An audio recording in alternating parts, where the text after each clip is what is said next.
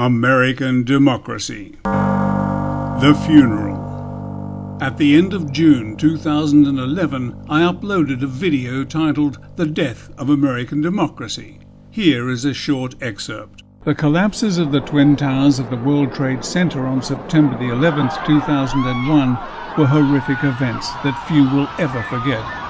The lives of almost 3,000 people, including their would-be rescuers, crushed out in front of our eyes. They were certainly the most frightening images that I have ever seen, up until May 24, 2011, when Benjamin Netanyahu addressed a joint session of the United States Congress and received 29 standing ovations, along with many other outbursts of sycophantic applause. It was the final nail in a coffin, the construction of which began long ago, and in it all remaining vestiges of democracy were joyfully laid to rest by those sworn to protect it, as it became clear that the United States was now controlled by enemies inside its gates.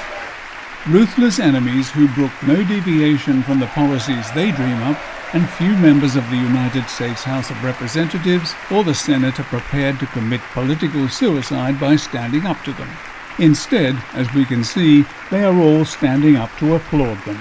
The spokesperson for these enemies of the people was the Prime Minister of a foreign power, Israel.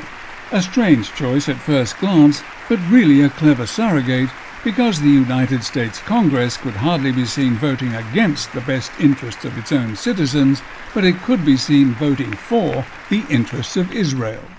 And once again the interests of Israel took pride of place at the Democratic Convention being held in North Carolina, when the mayor of Los Angeles decided to take it upon his ears alone to judge whether or not the delegates agreed with instating or reinstating a contentious piece of party policy which accepted Jerusalem as being the capital of Israel.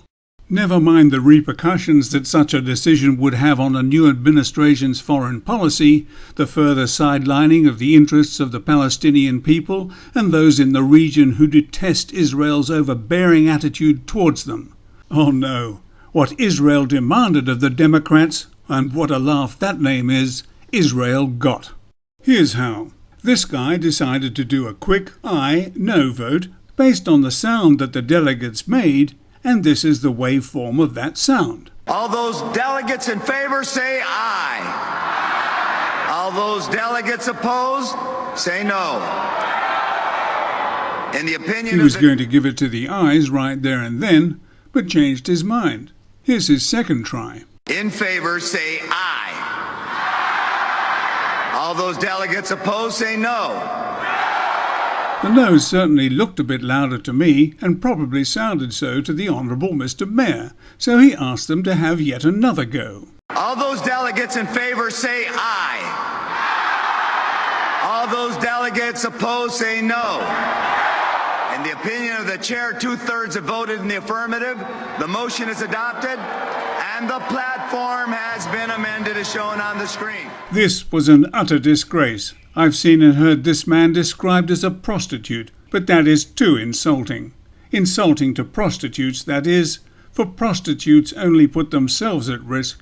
People like this man and those who stand behind him and condone such base actions damage the very fabric of the society they use to further their own corrupt agendas.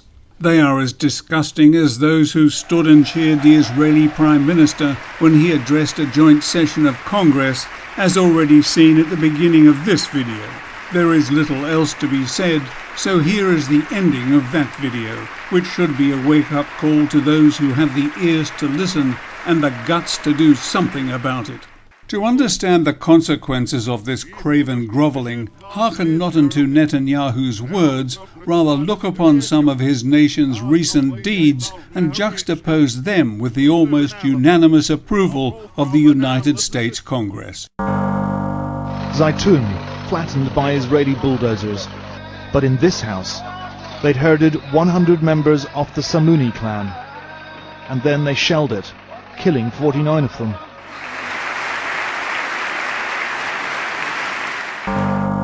Gaza, white phosphorus, dropped on a civilian population, causing death, blindness, and other horrendous injuries. May 2010, murder in the Mediterranean. The attack on the Freedom Flotilla attempting to break the illegal siege of Gaza. Out of a multitude of nationalities on board the Mavi Marmara, 9 men, all Turkish, were gunned down in what must have been targeted assassinations. 19-year-old Furkan Dogan, an American citizen of Turkish descent, was shot once in the chest and 4 times in the head.